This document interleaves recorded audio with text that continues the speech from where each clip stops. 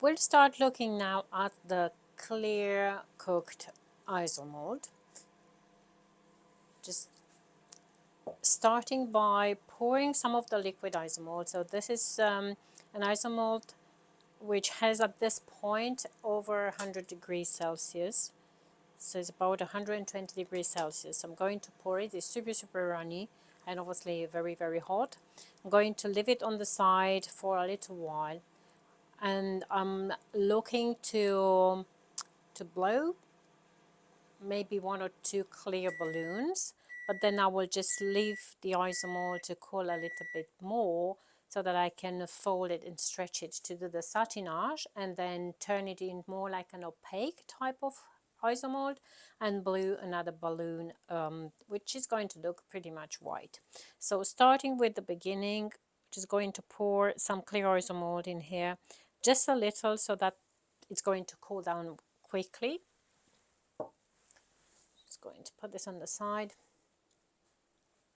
and wait for the edges to cool before starting the folding process.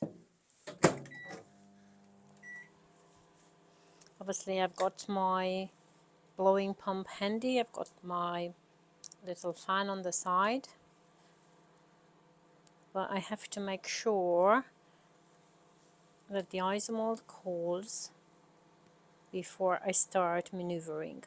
Now, whatever maneuvering I'm going to apply to this isomold, it will add some air bubbles, and then any kind of air bubbles will change the look from clear to more like opaque.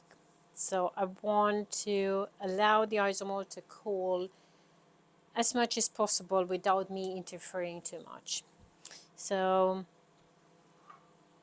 just going to kind of look at it, and at one point I will notice that if I grab the edges towards the center, that's going to behave nicely, because the edges will be the ones to cool the quickest. So all I want to do is just bring the edges towards the center.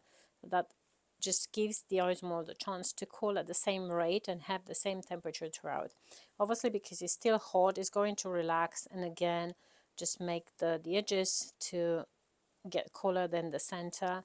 But all I want to do is just to flip it without folding or maneuvering. Just want to cool it by allowing the isomold the time to cool itself without too much of maneuvering. Okay, that will maintain the isomold clear. If I start pressing it, just flipping it from one side to the other, the rubbing, I can see it stays clear, but also it gets a bit thinner. So I really don't want it to get super thin. I want the isomold layer to be thick and clear. Okay, so at this point, if I pick it up, I do have few little air bubbles in here, but I will try and keep it quite small without stretching it to enlarge, and going to massage to keep it quite clear as well.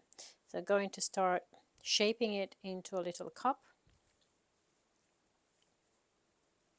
and obviously it's quite warm, so at this temperature it's going to change its shape, getting floppy, sometime getting, you know, the edges stucking to each other because they are too warm.